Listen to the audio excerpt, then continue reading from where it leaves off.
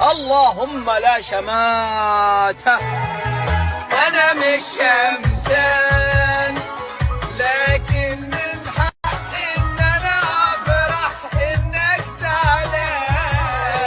لا يا جماعة الخير، بعيدا عن المسخرة، بعيدا عن المسخرة، لأنه الهلال اليوم خلى مانشستر سيتي هو اللي يصير المسخرة. نعم عزيزي المشاهد، الهلال اليوم أصلوا شواربه للمان سيتي وركلوا برا البطولة. نعم عزيزي المشاهد، إنجاز تاريخي للهلال السعودي بأنه يقصل مان سيتي من بطولة كأس العالم للأندية. تقريبا هي أعظم وأفخم مباراة بتاريخ الأندية الآسيوية. نعم عزيزي المشاهد، الهلال اليوم كان داخل وعنده غيابات قاتلة، عنده ركائز أساسية غايبة عن المباراة، والسيتي كان كامل الصفوف، ومع ذلك الهلال ركل السيتي برا البطولة. لكن أنا بالنسبة لي كنت حاسس إنه الهلال رح يعمل مفاجأة بهي المباراة، وهذا اللي صار. الهلال عمل مفاجأة، بل فجر مفاجأة كمان. ألف مليون مبروك لجماهير الهلال، أقسم بالله فرحة تاريخية، فرحة مستحقة. بس شو بدنا بالحكي يا جماعة الخير، والله شكله الهلال خلى المان سيتي يصيح.